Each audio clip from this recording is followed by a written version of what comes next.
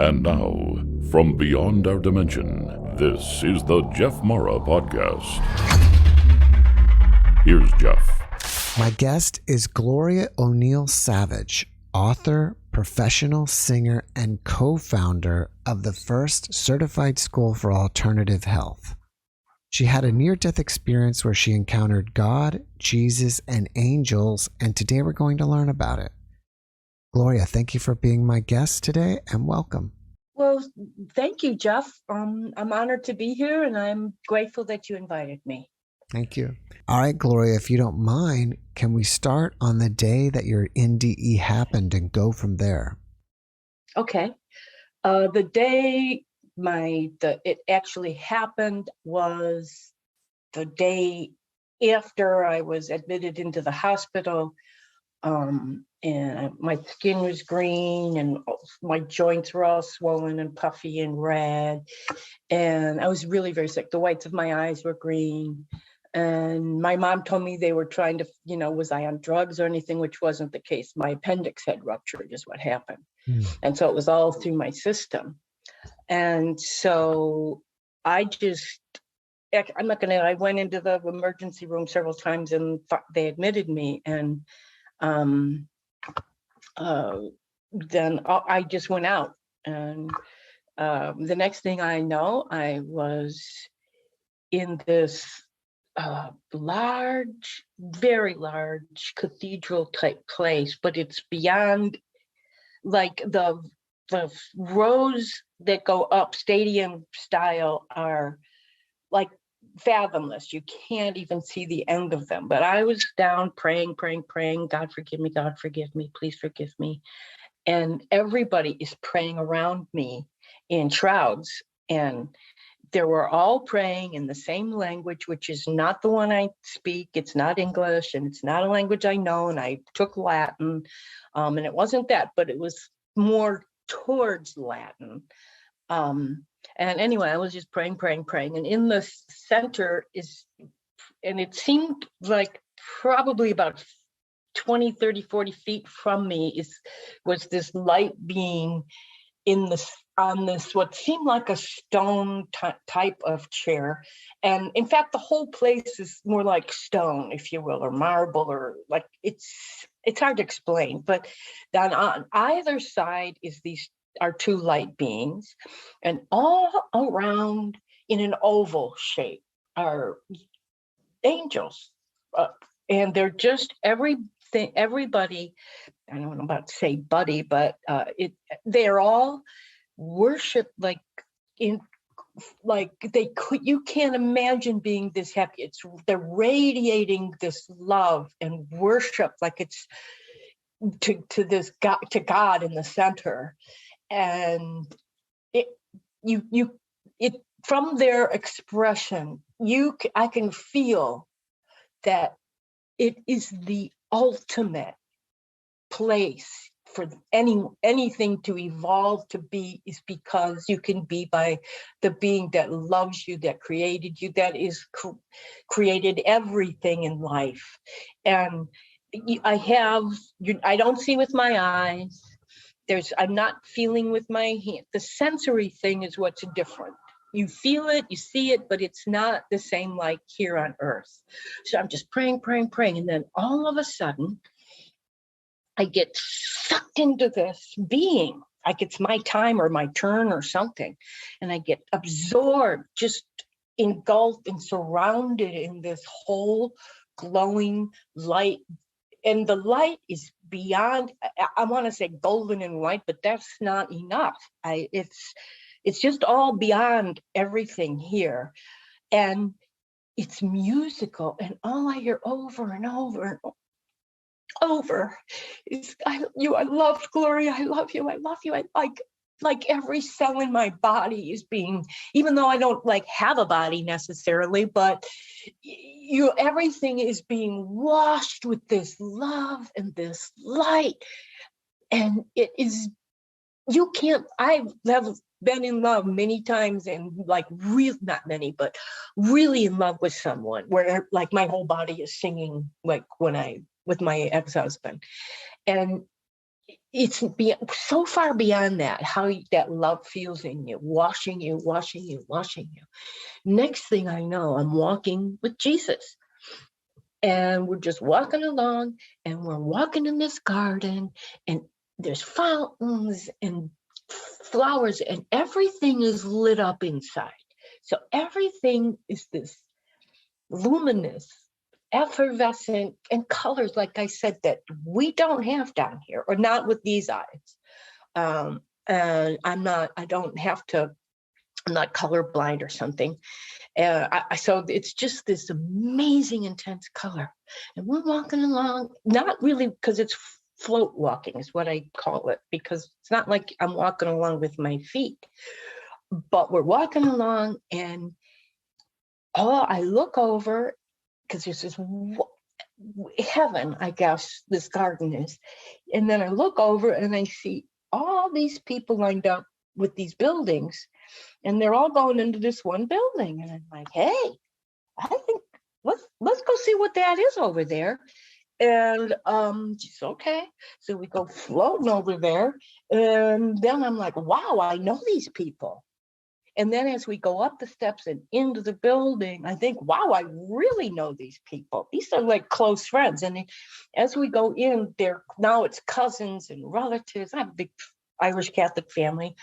And there's a lot of people relatives and cousins. And the next thing I know, there's a room that goes off to the side, and there's chairs, and there's my siblings. I'm one of 7, and and my aunts and so forth. And they're all sitting in there and really very sad.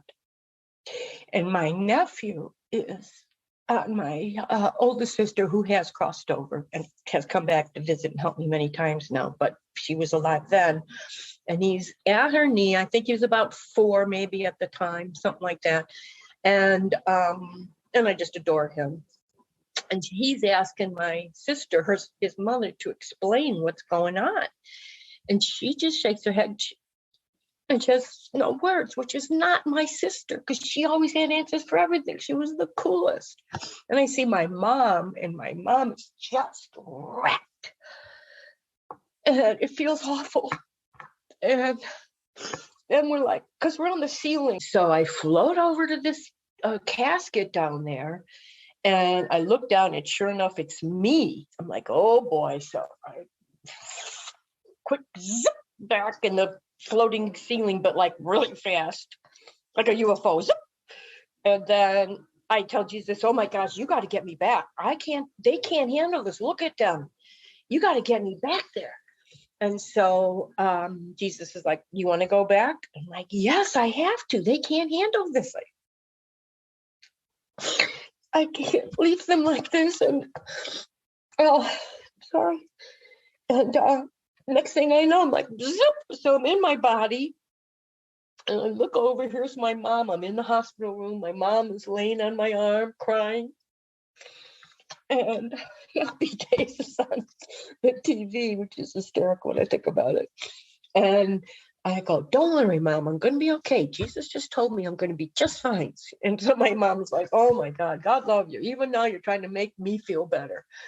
And, it happened to son. So I was with her for like a second, it seemed like. And then I went, boom, right back out again. Poor mother. And this is a terrible thing for my mom to go through. I'm sorry. And next thing I know, I'm like running in the jungle. And I know the difference between a jungle and the woods, because I spend as much time as possible in the woods every day with my dog. And so I'm like running, like barefoot, like I'm a native or something. I mean, I've got, the atypical kind of native garb on, and running, jumping over things, barefoot, right? And this Black Panther is chasing me. And I am sweating profusely, running. And then all of a sudden it was like zoop. And then I wake up, and this is a long time difference between when I came to before and when I came to the second time, this time. And, but because I wake up and I'm in my body, but I cannot move anything. And I know I'm conscious and aware, like when I died, you see everything, just not with your regular eyes. It's like 360 view. And but there's a priest and there's two nuns there, and they're giving me my last rites. So I can see them, but not with my eyes. And I'm thinking, oh my gosh, they don't know I'm here. I'm here. I'm here. I'm here. I'm trying to move my eye, a finger, anything. And I just can't get anything to move. I'm like, oh my gosh, they think I'm not. I'm here. I'm here. So next thing I know, I'm out of my body and I go floating over. You just floating on the ceiling, which I get why they say you come down here. Like now I know it's this dimension, earth dimension, third dimension. And you float, I'm floating over there and I'm trying to shake my mom's shoulders. No, I'm here, I'm here. She can't feel me. I know my sister is standing there. One of my sisters, Bev, is standing there and she's like this, like not wanting to believe it. And the doctor is telling my mother, I'm sorry, Mrs. O'Neil, you're just going to have to come to terms with this and think about making arrangements and all this. And I'm like, oh my gosh, they think I'm gone. I'm not gone. I'm here. So then I'm like, oh my gosh, I can't even get anybody to know that I'm here. So I jump back in my body, which really is nothing more than a clay vessel. Like it's mine, but it's not the same. It's because I don't feel like it's alive. It's just basically a vessel that my spirit is totally separate from, okay? Which is why I can't get anything to move, I guess. And so finally, I'm just, oh God, help me, Jesus. You told me I could come back. God, help me. Push, I push. Finally, I get my eye to open. Okay, so then of course they're trying to act like everything's just okay. And but now I have two tubes out my nose, I have a tube out my mouth, I've got a tube out the side, and it's pumping this green, which I now know is bio, out my, and they cut me open from the, right from the middle of my chest right here all the way down to the top of my hip, and open that whole thing up. They had to take all my organs out and clean them and put them back in because it was just swimming in this poison. And but now this stuff is making me nauseous and sick, and so I start vomiting, and I'm like, oh my God, I'm trying to hold my stomach. It's terrible. But at the same time, I was back, and there's my mom, and I'm here, and that meant everything to me. But I know God is real. These angels are real. And if you think about someone how you have loved the most you think you possibly can love, and I'm an all in there person, so if I'm whatever I do, I'm in it. It's nowhere. It's like a speck in comparison to what that love feels like. It really is. So that's my story. Gloria, thank you for sharing your experience with us. What did Jesus look like? Did you see him? It's just in a picture in my mind, even though the being is there, but sort of, typical beard, mustache type of thing. It's not as much as it's this image. It's an energy. And I thought about that, and I thought, well, that would be the only being I would be even aware of at that time, because I didn't know my ancestors, anybody that had crossed over before. And so what I personally think is that was what they know would make me feel safe.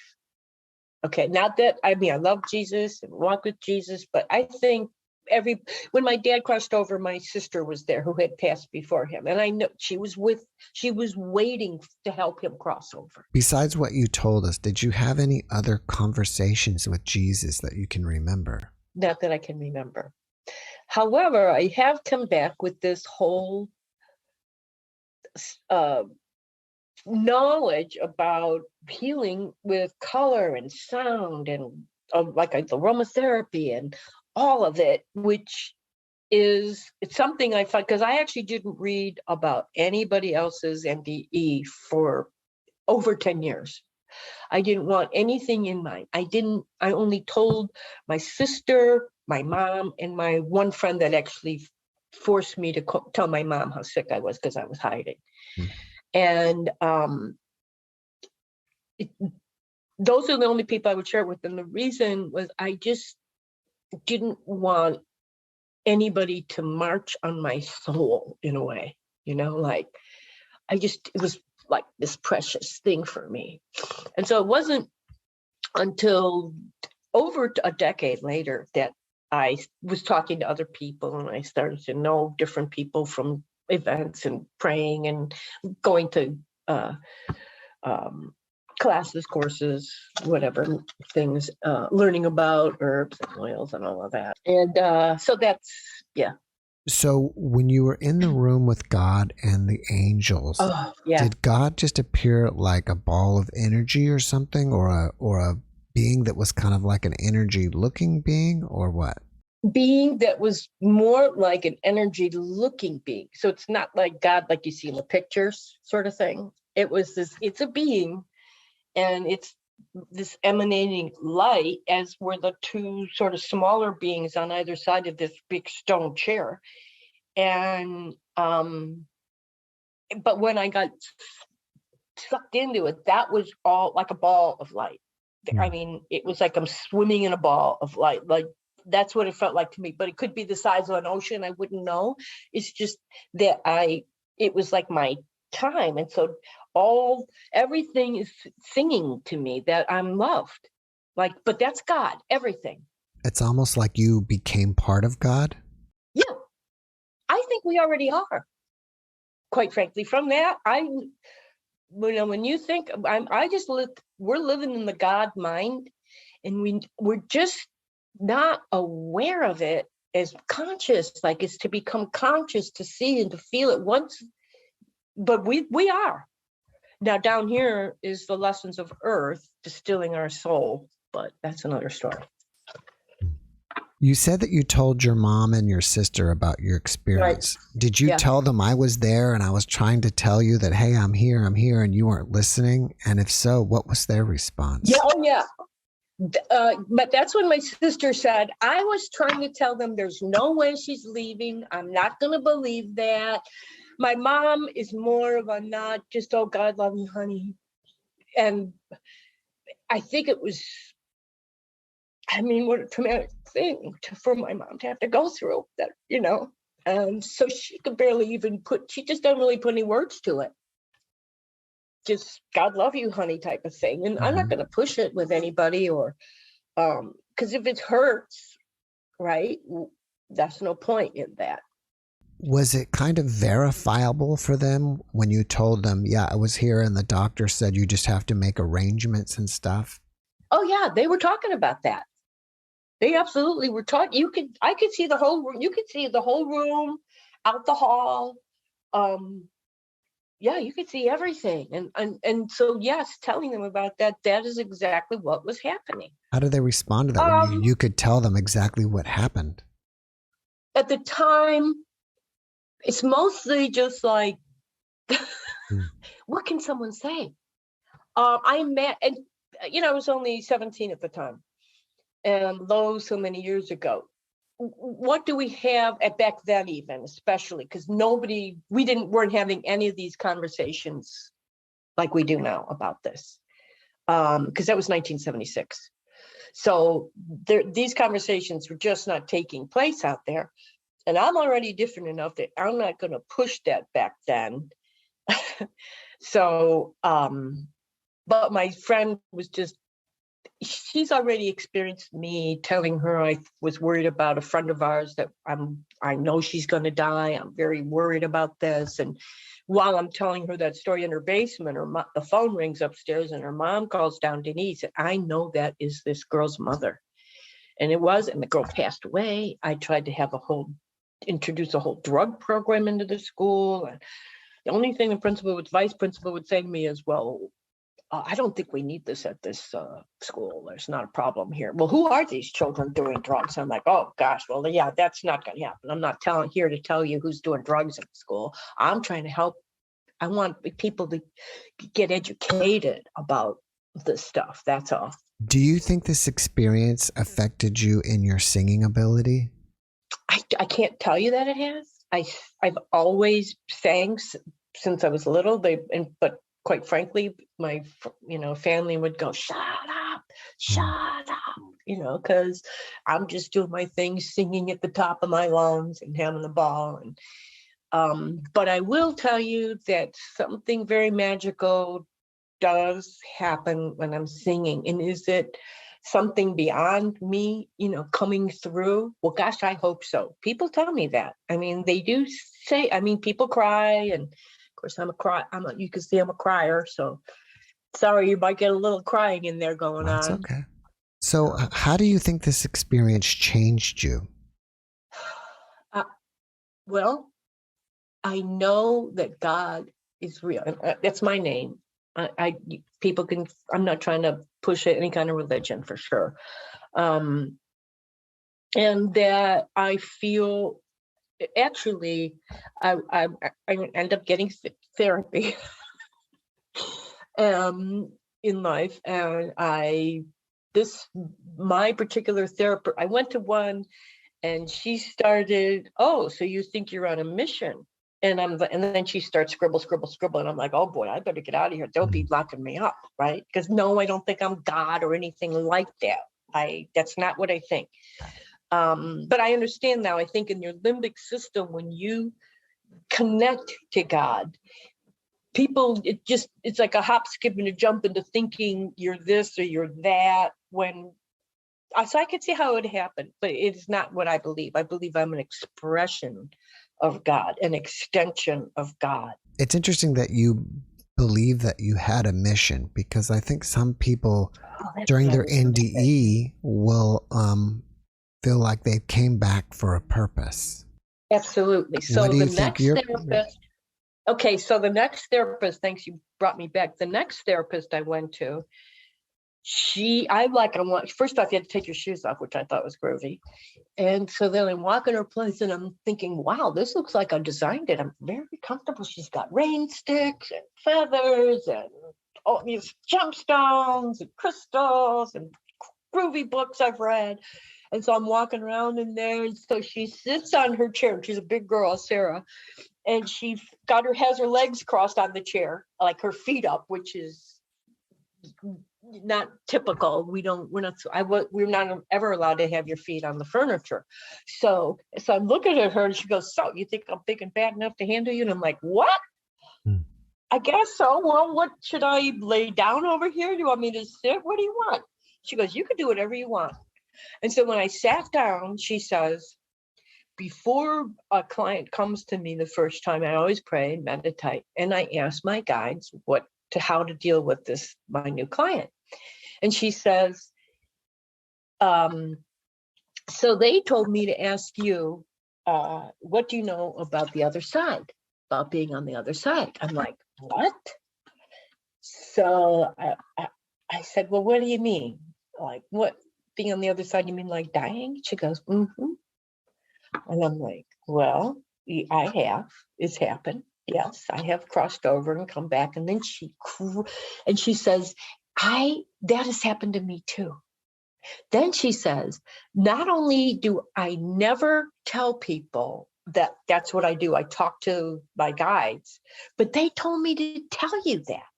Then she crawls over on her hands and knees. And this is a big woman. I mean, it's not typical, right? For a professional woman crawling on the floor with her bare feet and all this. And she crawls over to me and she says, so your mission, should you choose to accept it, is what? I was like, whoa, I can't believe you just said that. I mean, wow, talk about God guiding me to I always called her my space station landing. So yeah, I do feel like I'm on a mission, and I want people to know God is real, that I think people just need to know they are loved, God loves me. I mean, but that just to try to live right, and that in this life, we're trying to alchemize ourselves to so that you can hold more of that light and love of God. I mean, it's just beyond anything. So what I also say is, what it's like heartbreak, or like if you can't be with that person you love down here. Well, that magnified by a bazillion times. When you know our being knows, our soul knows home, our soul knows God. It's expression of God. Now we have that entanglement theory they talk about. Well, that's God too. That's us from God. Our soul is entangled with God forever, I think. I mean, I guess maybe you could mess up really bad or something, but I mean, I don't know. I can't even think about it because, that's the other thing. When I came to, it was like no judging, no judging, no judging. So I can't judge I wouldn't know. I don't have to let anybody hurt me or someone in front of me. And that's one thing I cannot abide by. If you do anything to someone in front of me, or you're hurting someone, it's like a lion comes out of me or something. Because that's not okay. Me, not so much. You told us two experiences. One where you were with God and Jesus and went to like your funeral, and then you came back, and then you went like you were running through the jungle. Do you think that was a second NDE, or you were reliving a past life? I think that it was a second NDE because of how it felt. And then I think it was more like a spirit animal trying to catch me. And because I'm all about alternative medicine. Not that I'm against allopathic medicine, I am not. But in fact, I don't think this. I know we're going towards a more integrated approach of using our body, our sound, our light, like I do when I work on people, tuning forks, all natural things. And I didn't, like I said, I wouldn't look at anybody else's stuff. But when they asked me to write for the INDES, International Near-Death Experience Studies, and I did that. That's a long time ago, back in maybe 06 or 07. And then I read some other people, and I'm like, oh, well, this person's also doing this sort of healing with all these alternative things, vibration. It's healing with vibration and frequency and the light. Like, I think light balls, like little plasma balls, turn the DNA spiral even. And I asked my brother, who's a electrical physicist, I said, can you make an instrument so that we could just sing into it, and then it'll make the spectrum, like a spectrography, like we do with oils and stuff. And then I think that we'll be able to go, oh, when you sing again, then you go, oh, look what's missing here in this color spectrum. And that will have all correspondence to it about the plant, the color, the light, the sound, everything that we could heal with naturally. Do you feel like your experience is more real than here, and this is a dream? Yes.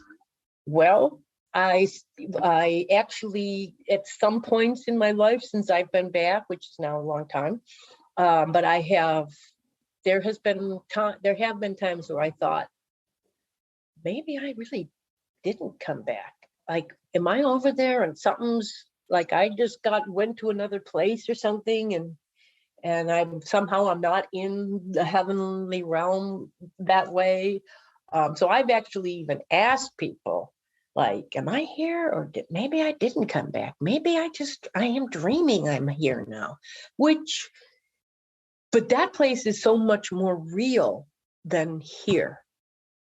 Even though it's not, like when I'm becoming lucid in my dreams now in real life, I'll try to like touch myself or like pinch, go, am I, see if am I just dreaming this?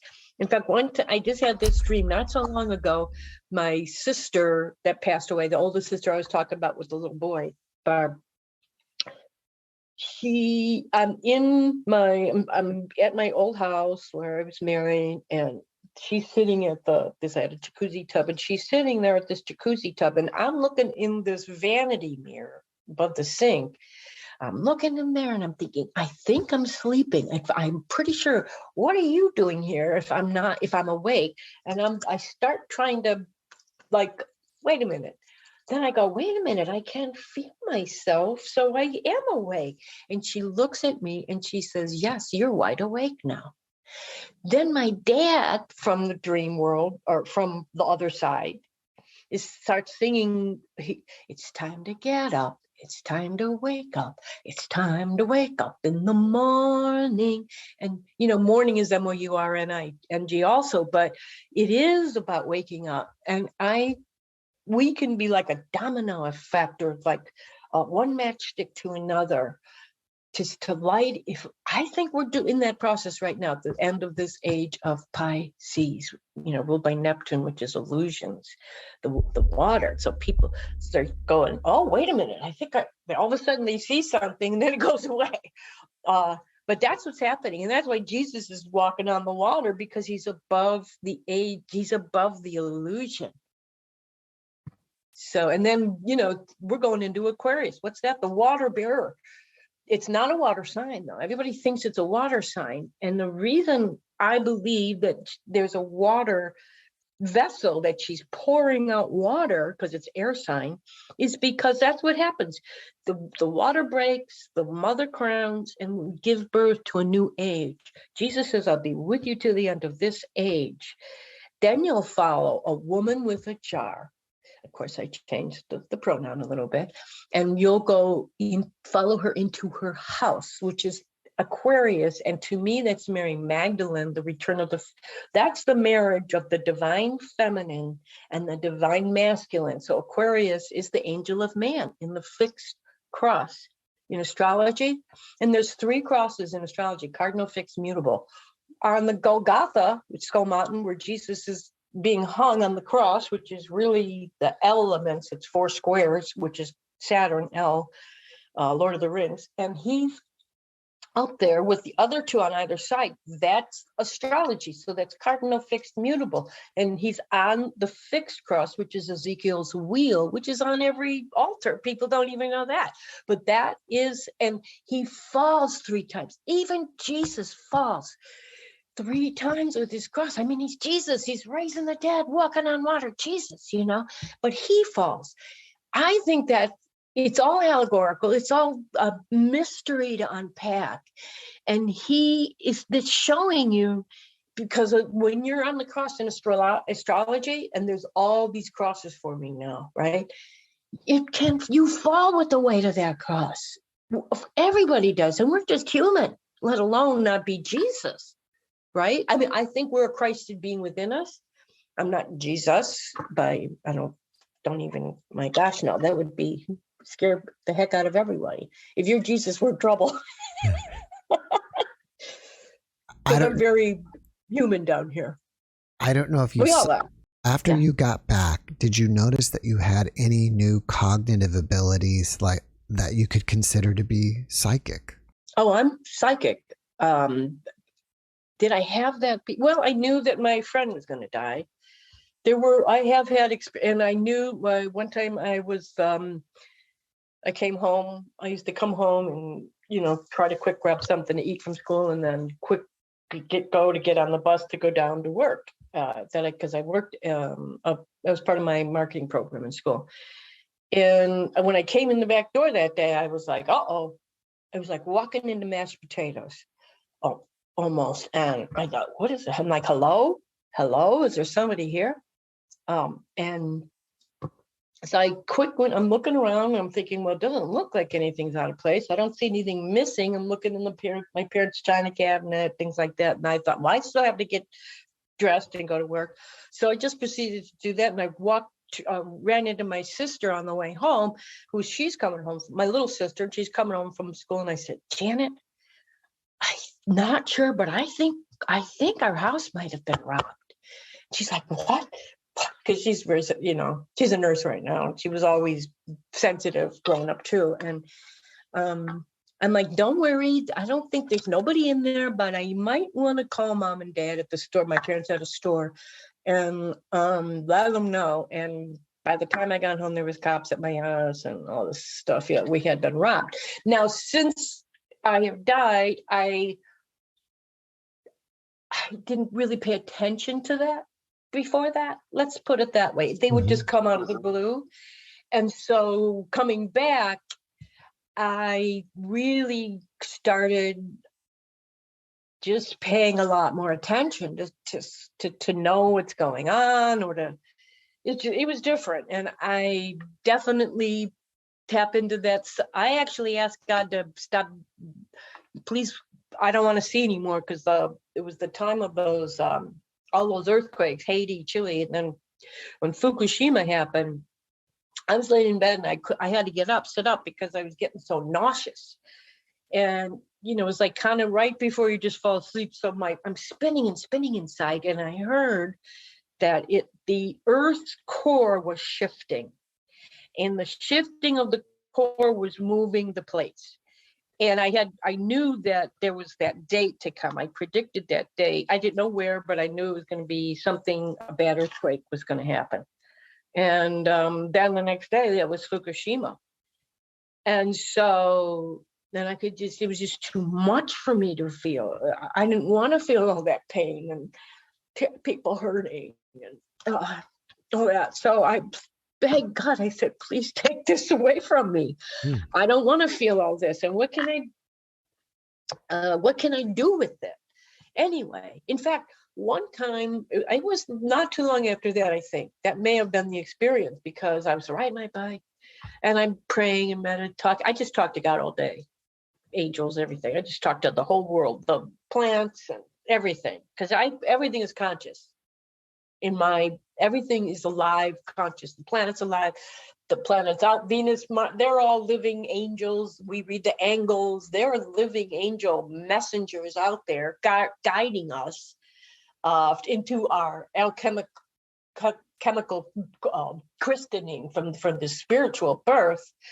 But anyway, I'm wrestling with God over and over. I'm like, why would you let me feel this and see things if I can't do anything about it? If I can't, people aren't going to hear me or listen to me. What good is it?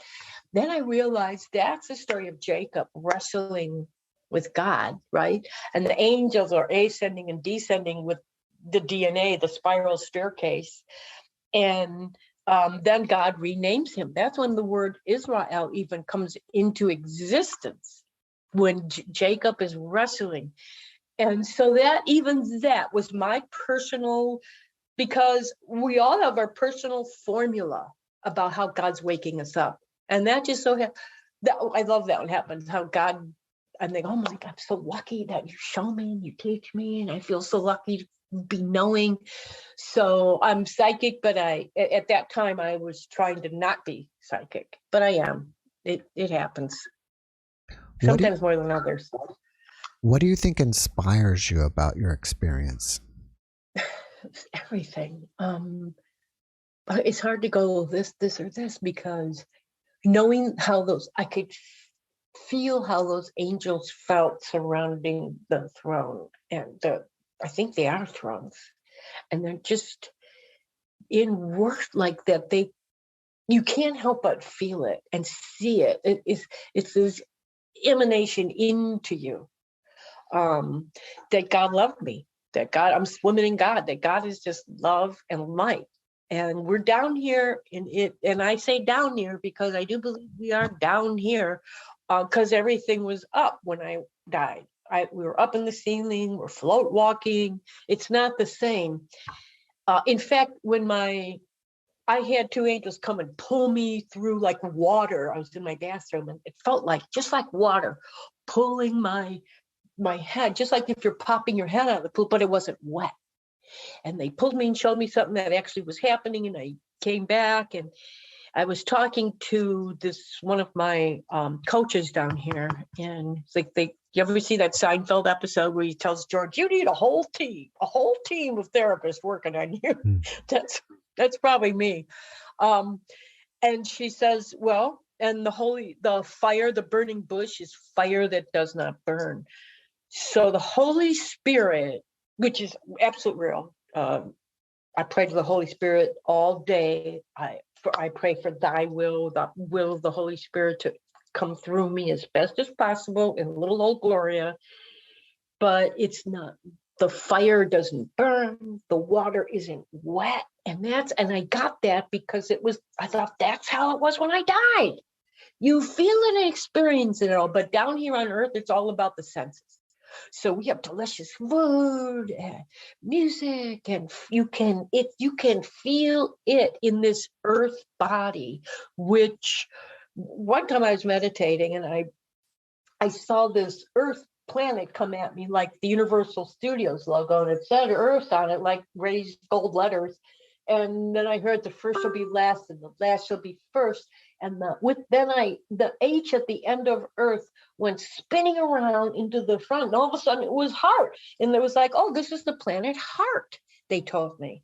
And they said then a key fell out. And they showed me this triangle key fell out, and this whale came over, and the key, this triangle like stone thing, fell into this whale spout, and the whale swam off into the ocean. And they said, and fear and chaos swept in, and people don't know that we're on planet Heart now, but we are. I don't know how we wake up to this, because I'll tell you, at first I just was like thinking, oh, everybody's love, I just have to let everybody know God loves them, and then they'll be loving. And down here, I realized there are people that'll go, oh, I think they call it a mark or something, when like somebody wants to rob you or something. That would be me. Oh, here, okay. I just figured, well, I know God loves me and God's going to take care of me. And I had to balance that out, because I just was forgetting, no, Gloria, you're down here. You have to survive. You have to eat. You have to make money down here and all that. And I went so far the opposite of that I had to get that. That was just part of a lesson for me. Right. And it's kind of, I guess you could say you could be kind of lazy to just want to just trust everybody, because it's easier. I don't know if I would consider that lazy. Well, I don't know. I try to find, there's, however, your mirror, whatever's coming in front of you is some mirror to you of who you are. And I believe that. And that was another thing. I went so far to everything. I know that God is real, and I have to be better and way better than anybody, because I know this. And not that I think I'm better, but I just felt like a responsibility to be, I guess. And so finally my coach says, she says, you're not that powerful. You're not causing everything. And so that was a good poke to help me come back here and go, oh, yeah, that's right. I am pretty fallible. And we all are. And so, yeah. Do you fear death at all? No, God, no. No, not even not remotely. I'm trying to not. My therapist did at one point, she said, so, you're pissed off you're back here? And I'm like, oh my God, I think I am sometimes. And I felt guilty and bad, but it made that very cognizant for me, very conscious about, I know I don't fear death. What I fear is doing the right thing down here, not being too, like my one coach said, well, no, we need you to bring what's out there in. So you have to be in your body and right here and so forth, as opposed to just going off and meditating and everything's lovely all the time and so forth. Now you have to be here, and here is not easy for people, especially now. It's just not, even for me, it's just not easy. How can someone be down here and not the sadness, or people going through things, or because you get attached? I mean, I've lost people now, and I know they're here and they talk to me and help me and so forth, but you miss that physical being that you can hug and mouth and all that. But once your heart is connected, I think you're forever connected to that person, and you'll see them again. Absolutely. I mean, I see my dad's come to me. One time my dad, he comes to me in my dream, and he's hugging me and holding me, and he's got his flannel shirt on and all that. And I could smell his Old Spice and his cigarettes, and I'm like, oh my gosh, I become lucid. He hugs me and tells me, oh my God, Dad, oh I wish I love you, all that kind of stuff, and he's loving me. And next thing I know, John Lennon, after a period of enjoyment of this, John Lennon is like he's in my bedroom singing in my ear this song over and over and over. And so then I went, oh, Dad, I think I better go write this down, because I always think I'm going to remember something in there when I'm dreaming it, and then I don't. And so I'm sorry, Dad, I got to go, which, then I think, why did I do that? So I wake up and I started writing all this song down that John Lennon was singing to me. Was that a song that you've never heard before? Oh, yeah. Oh, yeah. Did you write it down? The globe is warming, waking us from sleep. We are in each other's arms to keep this earth alive. No more warring over gods to serve. I've got to sing this world from sleeping through this dream. Greening earth with clear blue skies and streams.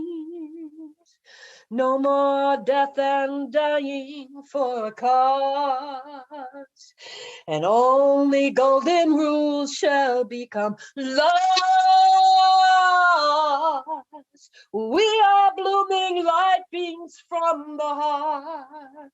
It is because it was right from the very start. We are one. Awake and know we're one. We are one. A new day's just begun.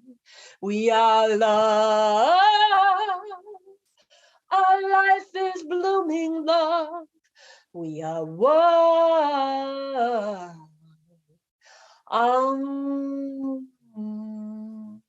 Bravo, great job. Thank you for sharing that. So you got that song. I mean, you got the melody, the lyrics, and everything right from your. And this was in a dream. Yeah, it's amazing. Well, the dream was my father, and then that's different. A different level of dimension than John Lennon was, like spirit in my bed, like right there singing in my ear. No different than if I sang in your ear right now. That's how it would feel. Like you could feel like the whole vibration and all of that.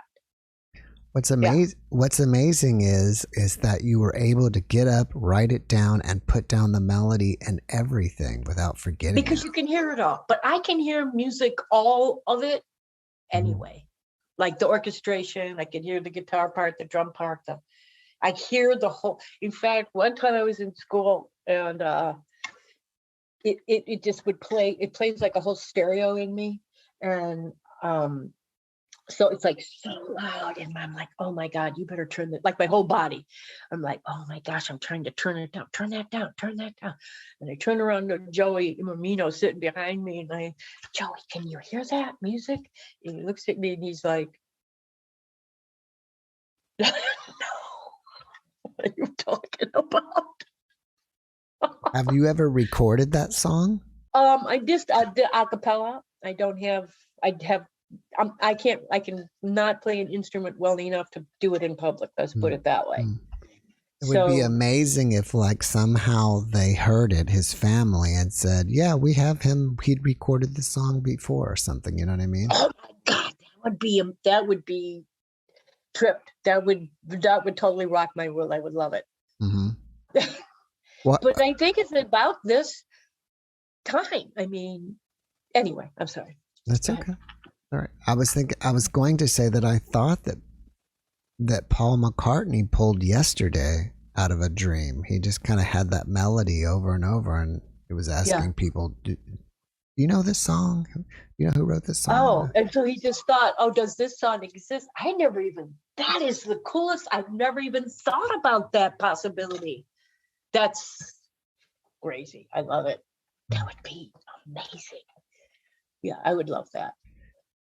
You know, since you've had your experience, I feel pretty sure that people along your life have transitioned, died and transitioned to the other side.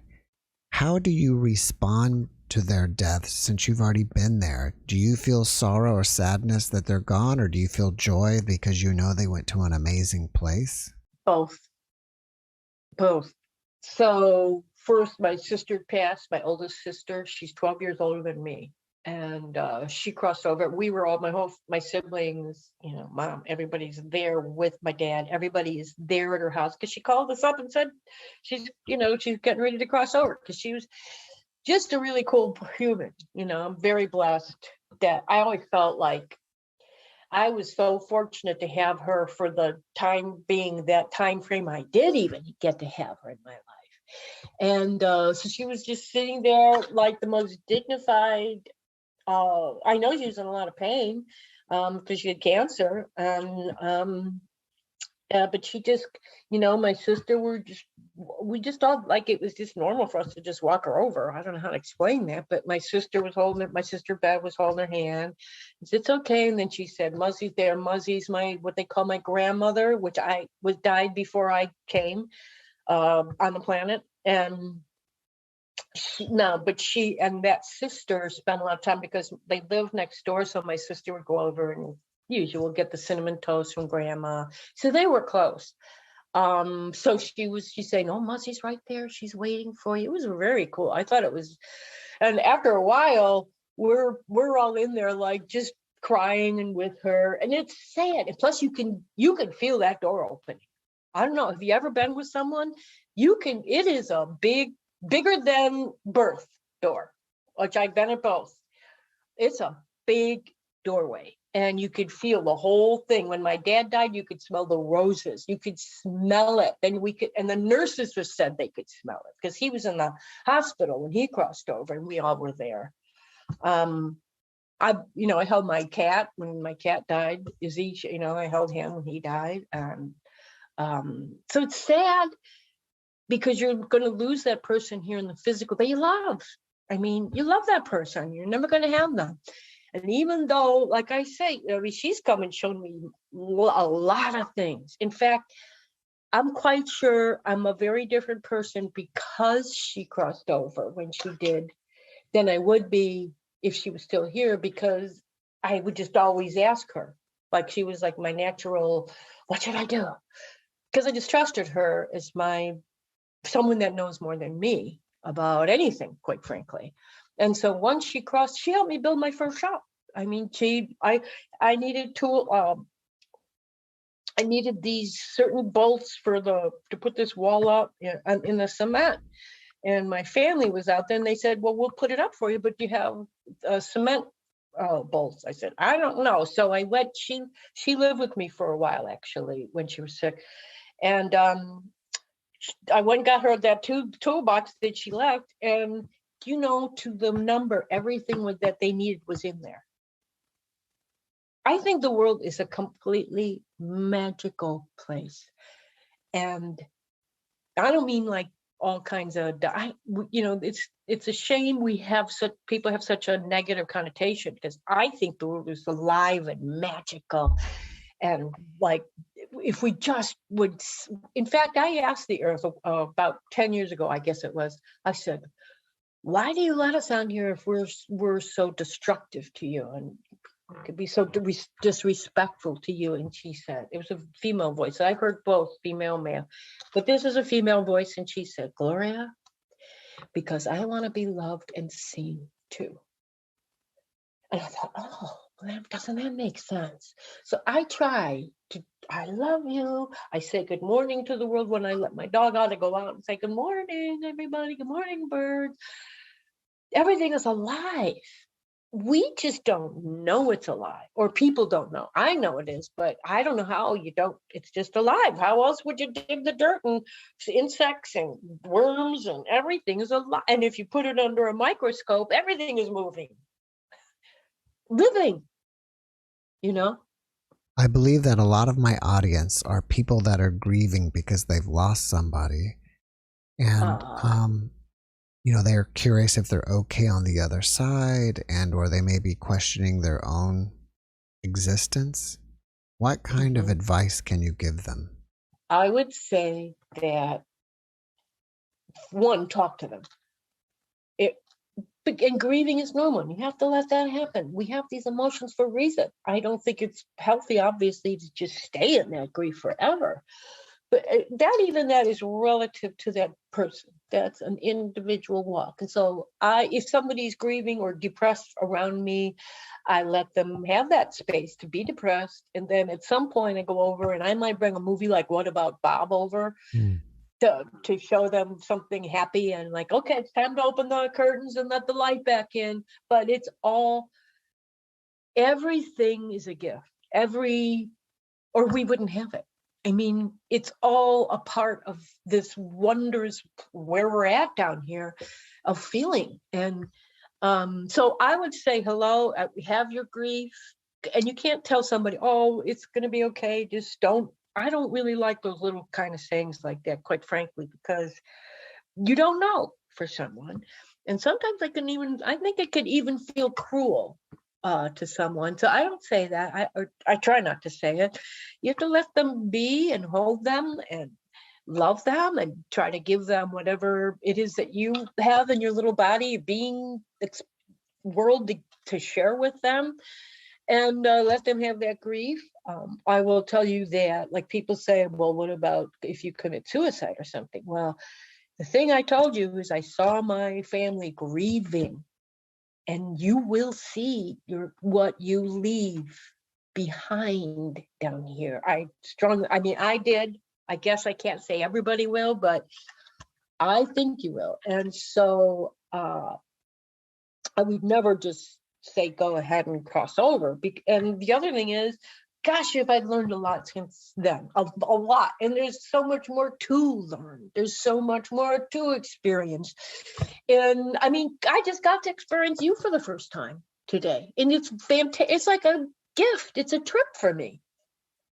So I say, talk to them and ask before you go to bed. Like, ask for them to, try to experience them in a dream. Which may be the easier way to do that. But they're there. They're not gone. I guess I can't speak for everybody, but I think you'd have to do an awful lot to not,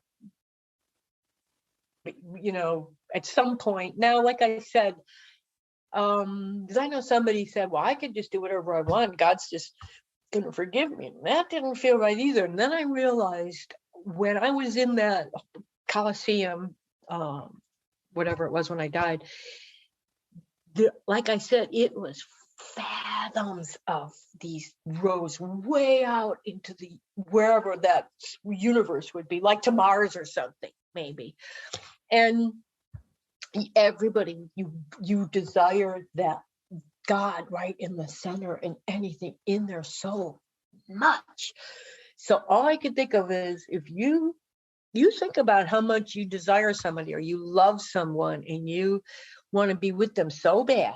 Well, if you magnify that by 100 bazillion times, think about not being able to connect, not being way up there, and now it's just a speck or something that you can't connect to. So you definitely want to walk a good road, the best you can do down here. Like, we're fallible.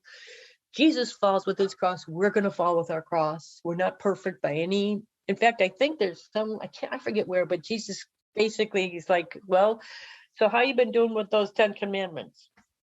Oh, you're not doing so good. Exactly. Because you're human and you're going to fall. And that's okay. But you just want to get up and say, God, help me do the right thing now. And if you've hurt someone, ask for forgiveness. And if you don't have the guts to ask them in person, pray about forgiveness. And I believe in lighting. I light a little white candle every day, for especially right now on the planet, to bring that light. I don't think it's an accident. I think every tradition does that, burns incense, sage, because the smoke does lift up your prayers, your thoughts, your intentions. So that's what I do personally. You have a book called Alchemy of the Soul. Do we find that on Amazon, or do you have a website? Well, I have a website, which is arcoftheancients.com, ARCOFTHE, ancients, ANCIENTS.com. But it's really finished. I finished writing it, but I don't have it in a book format yet. I just have the cover sort of done, and I have, it's, the chapters are written. I've been releasing a lot of it because I talk about the near-death experience. Then I talk about all the other experiences I have all the time, or anything, insight, the way the mystery unpacks and unfolds for me.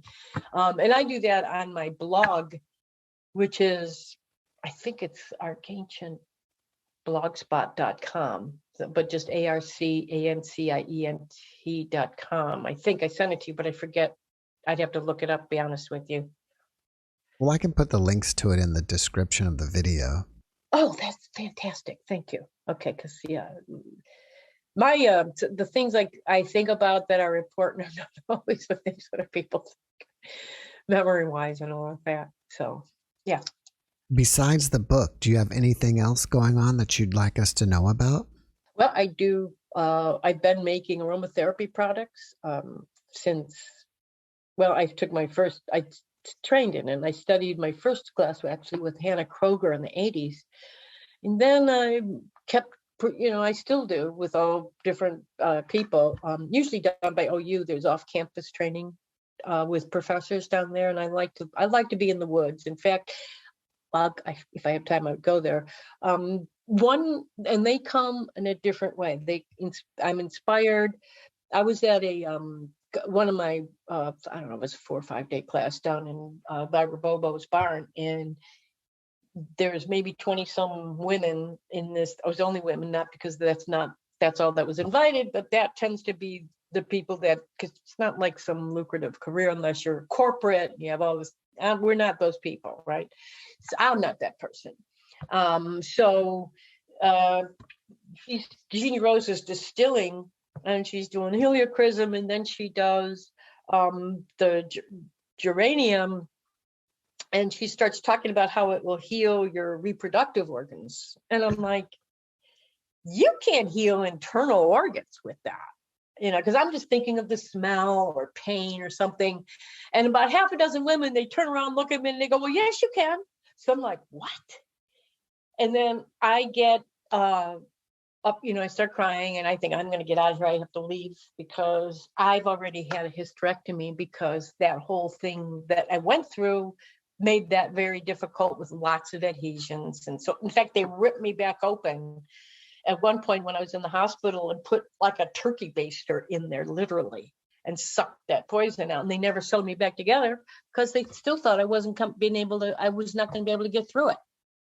So I was pretty disheartened that something so ancient we didn't have the internet back then, was not more readily available. So I went out, I'm sobbing, and because I wanted to have the baby. And all of a sudden I feel this light come over me. It's this golden light, and it's the angel Gabriel. And angel Gabriel says to me, Gloria, it may be too late for you, but it's not too late for you to help a lot of other, he says, women in there and people. And I just mad, and I say, I don't care, I'm not doing it. I've done, you keep asking me, and I do it, and I just wanted that one thing. And I know this sounds terrible, but again, I'm wrestling, right, with God. And that's okay, because that's what happens as we become adults. I think it's just normal. And then finally I went, all right, I will do it. And that is that wise woman formula I got. When I went back in, I sat back down, and this woman comes walking over to me. Her name is Linda Honeycutt LeGrand, and she's from South Carolina. And she's got this paper against her chest. And she said, she's Miss Gloria. When you came back in, the angel Gabriel was holding you. So I drew this picture for you. I wanted to give you the angel Gabriel. I'm like, what? You saw that? Which, that's the other thing for me. When I've had so many of these experiences, God gives me a witness, okay? And witnessing that's like, the earth going, see me. It's the first game you play with a baby is I see you. And when I work on someone, I say the Magnificat a lot when I'm working on someone. And I realize you're really just witnessing someone's pain. And that may be even one of the best things you could do, is to be there, to say, I see you, I'm with you. And I think that's the higher octave of that. It's the mystery too, thou shalt not bear false witness, because you wouldn't lie about somebody, but to bear true witness. When you look in someone's eyes and you see them and love them, you bear true witness. And that is a deeper mystery to me. And that's what it's really about, is I see you. I see you. And that's what you play with a baby. First thing, the baby will play that all day, every day. Peekaboo, I see you. Peekaboo, I see you. That's life, everything. And my guru, which I also found mysteriously at a jaunt in a building, he says to me, when you are meditating, you may see some things and it could be scary. And I'm thinking, what? What do you mean scary? Because none of my death was like, I didn't see anything scary and all that. And I was like, what? And he goes, no, it will be okay. You will say, now I have seen you and now you can go away. And that just ties together with that. I connect things, as you can see maybe. And to me, it is about, I see you. Witnessing, no matter what it is, could be bad. You say, well, I've seen you and now you can go away. After watching this podcast, people may want to reach out to you and ask you questions or chit chat with you. Are you open to that? And if so, how can they find you or reach you? If they go to that website, there is a link, contact seller or something like that, I think it says. And they can get a hold of me that way. They could just it'll be set to me then through that, if that's okay. All right. Well, Gloria, before we finish up, can you leave us with one last positive message? The greatest of these is love. All we have to do is love one another. And everybody is fighting a mighty battle down here, most of the time now. Just if you can be kind, be kind. No matter what you think, you have no idea what someone is really going through behind the scenes. Just be kind. Be kind. That's it. Gloria, thank you for that message. And thank you again for being my guest today. I appreciate you and I wish you the best. Thank you, Jeff. Thank you so much. I'm a big crier, so thank you so much. Thank you, thank you, thank you. Namaste. Namaste. Thanks for watching the JeffMara podcast. I really appreciate you. Another way to show support is through YouTube memberships. And if you do, there are loyalty badges and other perks depending on your level of membership. All you need to do is click the join button underneath the video to find out more. Thank you for your support.